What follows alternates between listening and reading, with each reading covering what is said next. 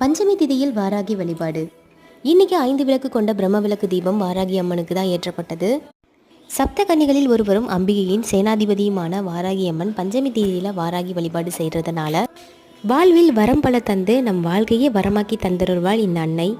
நல்ல காரியங்கள் செய்யும் பொழுது இல்லை ஒரு செயல்களை நம்ம எடுத்து பண்ணும் பொழுது இந்த அம்மனை வழிபட்டு போகும் பொழுது அந்த காரியங்கள் அனைத்தும் கைகூடும்.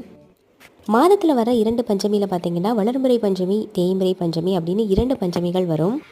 நம் கஷ்டங்கள் அகலணும், இல்லை நம்மளுக்கு ஏற்பட்டிருக்க தீவினைகள் எல்லாம் நீங்கணும் அப்படிங்கிறதுக்காக தேய்முறை பஞ்சமியில் வழிபடுறது ரொம்ப நல்லது.